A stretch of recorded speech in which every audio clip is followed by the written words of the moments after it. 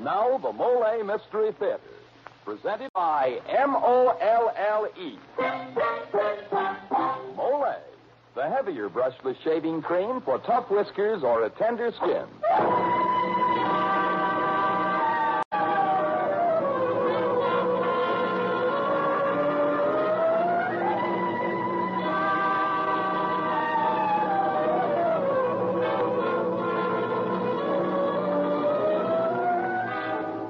Good evening. This is Jeffrey Barnes welcoming you to the Molle Mystery Theater, the program that presents the best in mystery and detective fiction. Tonight's mystery, entitled Death Wears a Mask, was written by Robert Mitchell and Gene Levitt and stars Bill Quinn. It's the story of Joseph Talbot, who escapes from prison and tries to claim the woman he loves. To do so, he finds himself forced to assume two aliases. One is a common enough name, John Mason, but the other is Humpty Dumpty. And his short career follows that of the Mother Goose character rather closely as he finds that death wears a mask. Well, say, Mr. Barnes, you sure have me curious about this Humpty Dumpty character. I can hardly wait. But first, there's one thing I just can't help saying. It's this. Men, if shaving tough whiskers or a tender skin has you hollering for help, then call for Molle, the heavier brushless shaving cream. Yes, sir, it's smooth. So smooth. It's slick. So slick. It's a smooth, slick shave you get with Molle. Molle, the heavier brushless shaving cream for tough whiskers or a tender skin. Try it. Molle. And now for tonight's Molle mystery, Death Wears a Mask.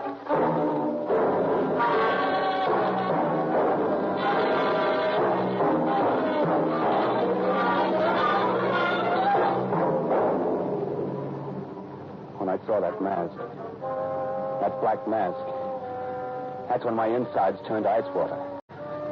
I clamped a rigid grip on my courage up to then, held onto my poise and my feelings until they unfolded that black mask. Then I got scared. Really scared.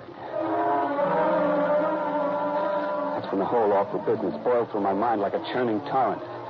A torrent of grinning, gaudy faces that laughed and shrieked at me, mocked me. Garish, distorted faces that bobbed and waggled as the fantastic, punching figures reached out, clawing for me. The evil Duke of Gloucester, Captain Kidd, Cleopatra, George Washington, Napoleon, Lucifer, the Black Prince. All of them and more cavorting in a mad circle around me, giggling and taunting and blasting for me.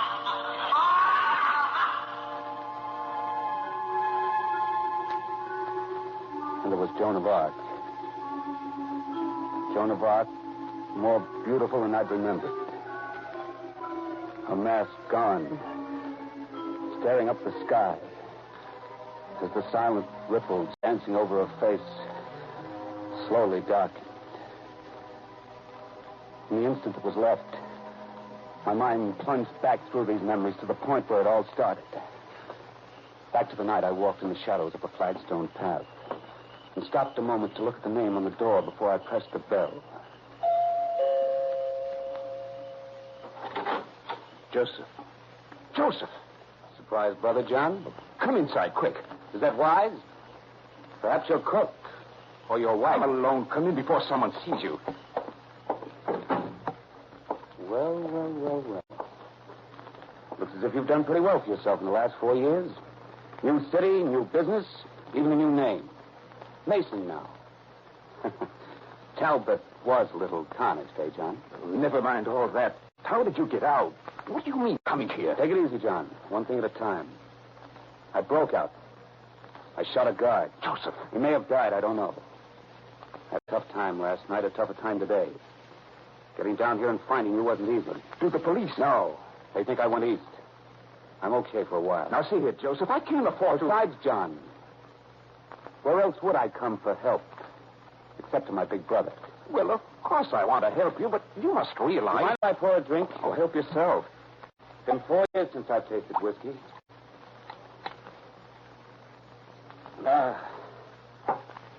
You have to be hungry to know what it's like to really relax. Now, a little music on the radio.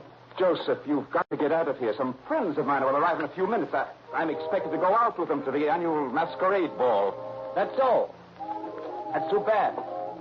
I'd hoped for a chance to talk to you. Oh, by the way, where's Claire? She's gone ahead to the ball. She was on the committee. Oh? Well, since I'm a traveling man, I'll need cash and some clothes. It might be a long trip, so make it heavy on the cash. Now, wait a minute. Go on, get the money, John. Bring it all. Well, I'll bring what there is in the safe upstairs. My clothes will be a little large for you. You'd better take sports stuff. Wait here a minute, Joseph. I won't be long. You better not be. Well, so far so good. The whiskey was warm inside me, and the music was low and sweet. I dropped my head back into the soft, smooth cushion of the chair and closed my eyes. The gentle music flowed from the radio and smoothed me. Almost subconsciously, I became aware of the clicking that had intruded into the melody. Absently, I remembered it was like a telephone being dialed. The extension upstairs. I sprang out of the chair and dashed across the room. The downstairs telephone sat on a small table in the hall. Mr. Sergeant, never mind who this is. I just thought the police ought to know that Joseph Talbot, the escaped convict, is in town right now, in the Oak Ridge Terrace district. That louse. That dirty louse.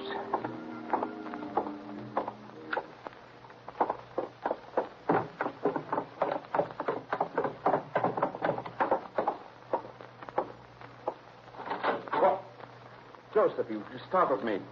You're jumpy, John. I think you blame me with you in the house. Just 1,200. That's all there is. Okay. I got restless downstairs. You were taking so long. I had trouble with the combination. Uh-huh. Where are the clothes?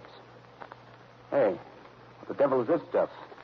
This egg business and these striped pants. That's my costume for tonight. The egg fits over your head. I told you it's a costume ball, masquerade. Oh?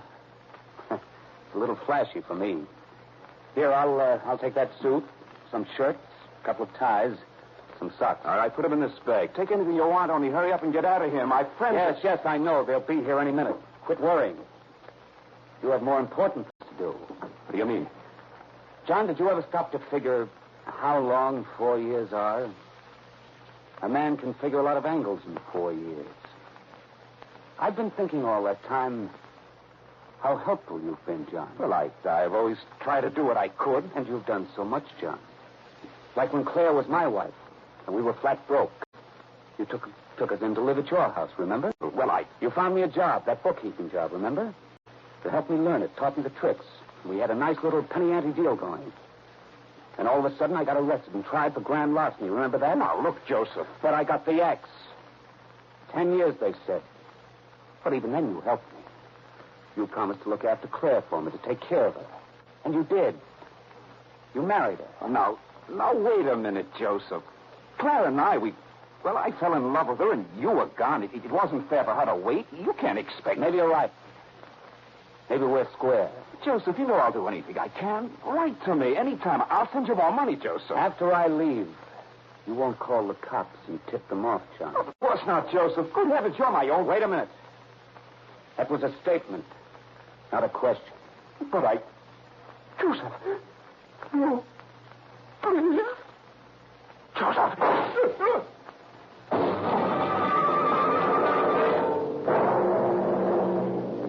I didn't realize how much I hated John until I found myself resenting the neatness of the little round hole in his forehead.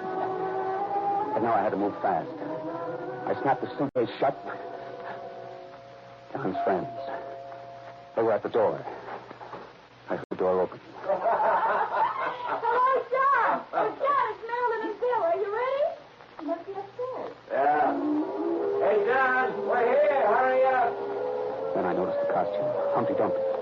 The egg that covered your whole head. Sure, why not? It was perfect. Pretend to be John. Our voices weren't alike. Hi, you two. Sorry I'm a little behind schedule. Mix yourself a drink. Okay, but take the leg. We're late already. It worked. Now to get into this rig. I'd go to that dance in John's outfit and see Claire now, tonight. Maybe she'd come with me. We could leave the country together. The costume was big and baggy. I slipped it on over my clothes, except for the long, pointed shoes and the headpiece, the egg with a painted, grinning face. I looked at myself in the mirror. It was funny, really funny. All I had to remember now was to play the part. Play John out for a good time. Okay, I'm all ready. Oh, it's priceless. It's positively priceless. John Mason, you're a scream. Humpty Dumpty, John, you marvelous. Bill, look at that head. I've never seen anything so funny. Oh, I'm proud of you, John. Well, you look pretty good yourself. Cleopatra, right? Mm-hmm. And Captain Kidd, no mistaking you old pirate. Running true to type, aren't you? Okay, I get it. You're going to be nasty. Hey, your voice sounds different. You sound like you have a mouthful of mush with that thing over your noggin. Oh, we're going to have a swell time tonight. Come on.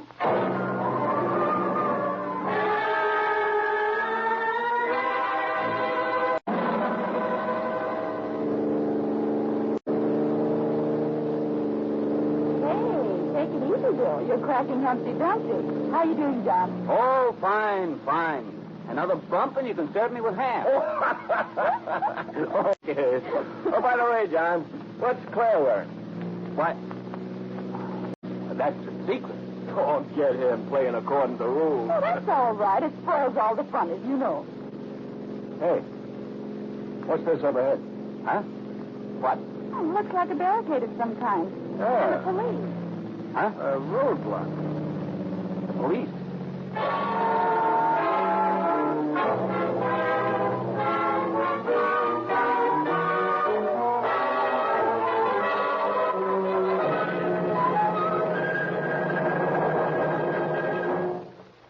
Mystery fans, from where Joseph Talbot sits, it looks as though Humpty Dumpty is set for a fall. And we shall see in just a moment when we bring you Act 2 of tonight's Molle Mystery. Meantime, here's Dan Seymour with a message for a certain group of our men listeners. Well, say, men, for a long time now, we've been having a lot of fun reminding you about Molle, even singing a little song about it. Well, we hope you've had some fun out of it, too, especially learning about those smooth, slick Molle shaves. And to those of you who just never got around to trying it, all we say is, next time, ask for Molle. You know, many of us miss out on a lot of good things by not trying them. Try Molle, the heavier brushless shaving cream. Notice what close, comfortable shaves you get, no matter how tough your whiskers or how tender your skin. Yes, as plenty of men have discovered, because Molle is a heavier cream, it not only softens your whiskers, it stands them up straight and lets your razor shave them off faster, closer, easier, and painlessly. So how about it?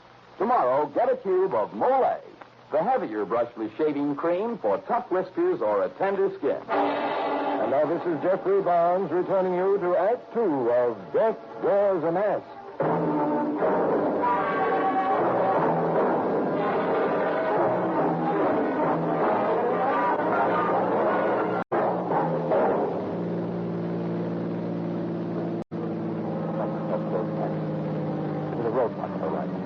John's call had done this. They were stopping all traffic.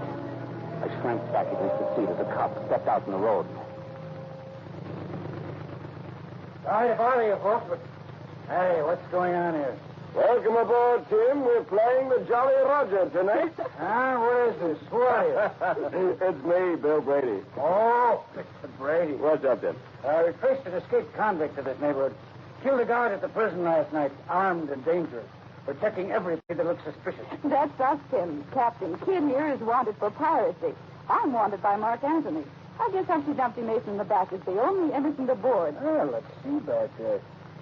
Hey, that sure is some get-up, Mr. Mason. Sure you're not a bad egg? Oh, I'm pretty bad, Tim. You might say that the yoke is on you for letting it go. Oh, brother, how corny can you be? Okay, folks, on your way. Have a good time.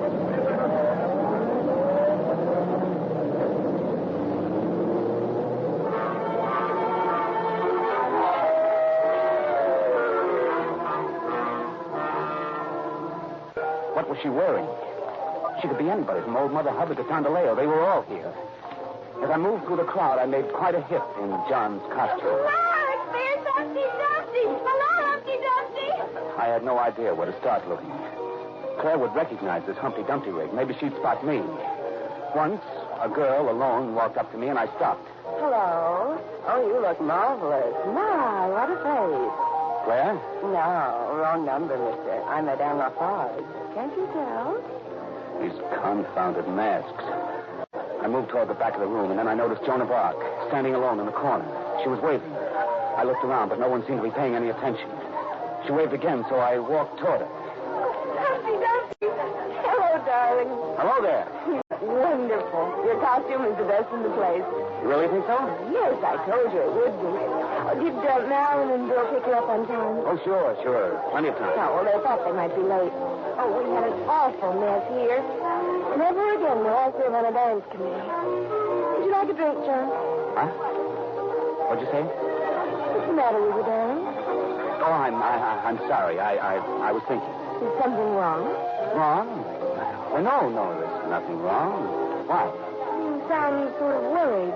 Not like yourself. Oh, you're imagining. If you were talking to an omelet, you wouldn't sound the same either. Shall we have a drink? I'd much rather dance with you, Claire. All right, darling.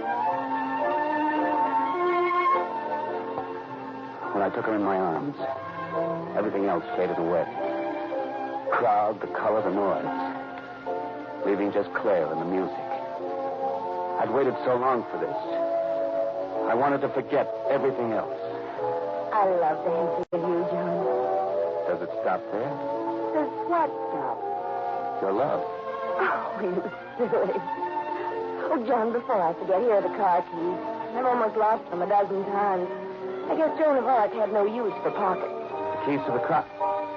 Oh, okay, sure. I've kept them looped over the handle of my poignard all evening. Handle of your what? This dagger.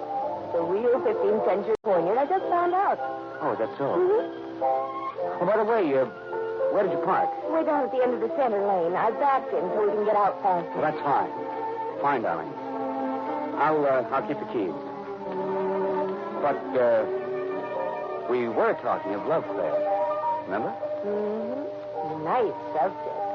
Just where does your love stop, if not with dancing? Why, sir, how can you ask? I really want to know. I mean it. Something's come up, and I must know for sure about you, Claire. Do you love me? John, it's a joke. I've never been more serious in my life. Do you love me? John, I don't know what to make of this. Here you are, you lovely people. Hello. And John Mason, you're a perfect Humpty Dumpty, even to the gestures. Everyone says so. And Claire, my dear, you're such a fascinating Joan of Arc. Sarah Sims, of course I should tell you. Austin is the Keystone Cop, isn't it? That's so appropriate. I thought so. It's a giveaway, of course. Everyone recognized him. Oh, well, John, people will probably suspect a scandal when Mother Goose dances with Humpty Dumpty. But this is our dance, isn't it? Shall we risk it? Why, I think You go and rescue Austin, Claire. He's held up over there. All right, Sarah. Come on, John. Let's leave St. Joan to the old chief of police. I think we can trust them. Now, this is the most wonderful party the club's ever held. Oh, sure. I can hardly wait for the unmasking at midnight. It's going to be such fun. Unmasking? At midnight? Yes. First the award. But it's 11:30 already. Oh, and then it won't be long now. Oh, there's Austin and Claire, and they're motioning to us. I wonder what's wrong. Excuse me, will you? Oh, yes, of course. John, there was trouble at headquarters. Chief Sims just got a call. The police. What about the police? John, you knew this, didn't you? That's what you meant. Let's get out of here. We've got to talk.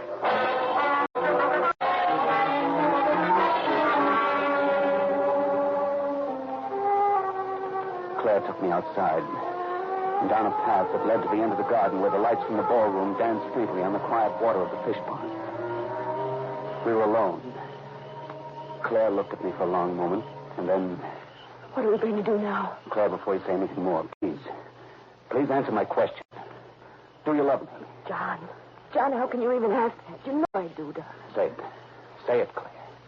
I want to hear it. John, I love you, John. I love you. Haven't I always loved you? Okay. Okay, Claire, okay. Come on now, come on. Get hold of yourself. What are we going to do? She's out. Joseph's come back. He's found us. Don't worry about him, Claire. He'll go away. I promise you that. No, he won't. He wants to get us, John. Why else would we come here at all? He knows he was framed, and he must realize that we did it to get rid of him so we could be together. I couldn't bear what Claire was saying. As the meaning of her words jammed into my brain, I felt a terrible pressure swelling up inside me. Maybe we should tell the police that he's your brother. He'll be waiting for us at home. I know he will. He's a She killer was now. talking again as I reached out and murdered seized the John. mask she wore. She stopped short when I ripped it from her face.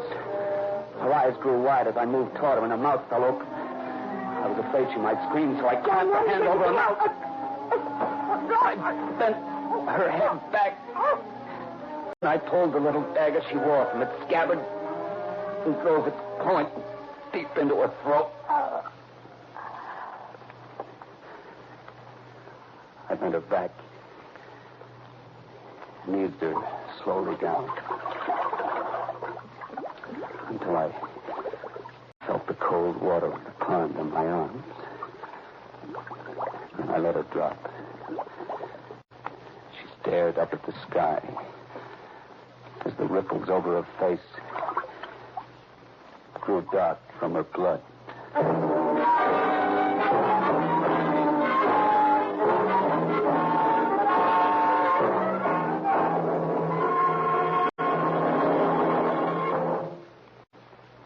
This is Jeffrey Barnes again. In just a moment, we'll bring you Act 3 of Death Wears a Mask. Now, a word from George Putnam. Thousands of people who suffer the social and business handicap of dandruff are discovering that the way to combat it effectively is with double danderine. Outstanding authorities explain that the most common kind of dandruff is caused by a germ called Pityrosporium ovale. Now, when you wash or brush away loose dandruff, that doesn't destroy the germ. If you want real relief, the germ must be destroyed. And double danderine does just that. It kills this germ on contact. Even in many stubborn cases, results with double danderine have been amazing. Now, a special ingredient is the reason for double danderine's astonishing effectiveness. An active antiseptic so remarkably efficient, many hospitals use it. In double danderine, we call it Alzam. So try double danderine and see if you don't agree that it really works, that it really does more than many dandruff-fighting methods that actually are no better than plain water. Get double danderine tomorrow. It carries a money-back guarantee.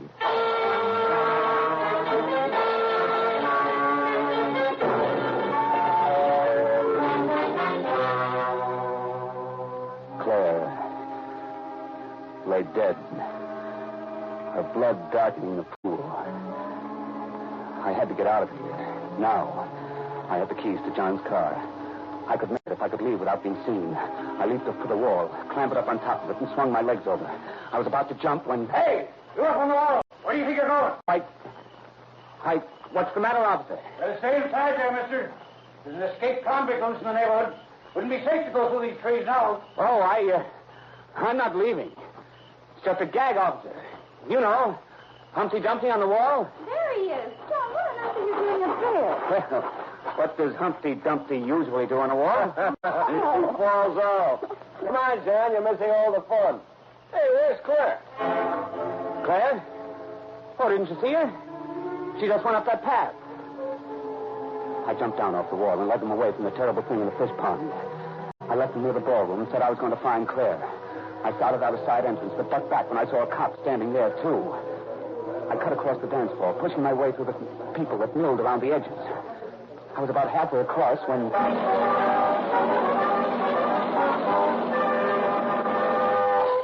Gather around, everybody. Gather around. A rush of people swarmed toward the stage. I tried to get by, but I was swept up with them as they pushed in close. Yes, this is by far the most successful party ever sponsored by the Oak Ridge Terrace Country Club. I had to get out. I had to. I began to shoulder through the mob, forcing my way between the tightly packed bodies. Yes, don't let that man go away. People began shoving me back toward the stage. They were all laughing and shouting. Ladies and gentlemen, it gives me great pleasure to announce that the judges were unanimous in their selection of the masquerader who played best the part portrayed by his costume. As the best clown of the evening, the grand prize goes to Humpty Dumpty! The announcer stepped down and handed me a huge silver cup. I still thought I could clown my way out. I bowed foolishly and then... It's midnight. right. He's first. Take his mask off. Let's see the champ. He knows you, John Mason. Come on, over there. No. I dropped the cup and plunged headlong into the milling, laughing ring that pressed in on me. I struggled to break through them as they shrieked and sang and clawed at my costume. Take his mask off. We know you, John. No, they'll take us over. Got him. Hold him. I fell down, and their voices closed over me. They didn't know what they were doing. They were laughing and shouting. I felt the shell of my headpiece crack, and they ripped it off. Then hands were helping me to my feet. And a deadly silence suddenly swept out through the crowd in an ever-increasing circle, with me as the center. That's not John Mason. And at my feet, twisted and grotesque and grinning, lay the Humpty Dumpty mask.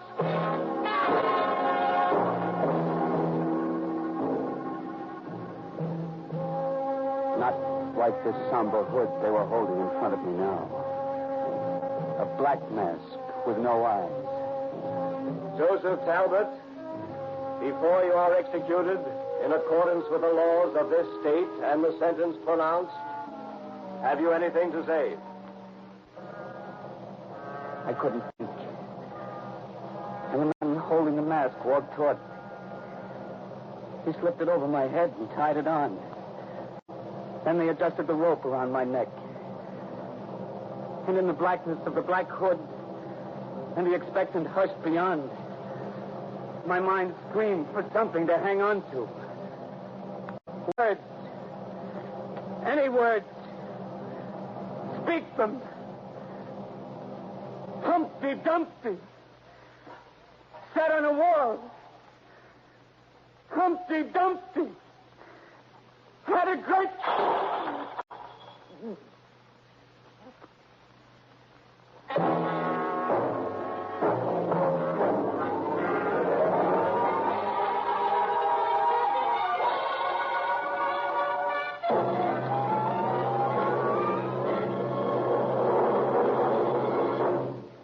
And now this is Jeffrey Barnes again, bringing down the final curtain on tonight's Mystery Theater presentation of Death Wears a Mask. Be with us next week to hear a story written by Ray Darby entitled Death Goes Shopping. The original music for the Mystery Theater is composed and conducted by Alexander Semmler. Billy Quinn was starred, and Mitzi Gould and Gregory Morton featured in tonight's play. Any resemblance between the names and characters used on Mystery Theater and any actual persons, living or dead, is purely coincidental.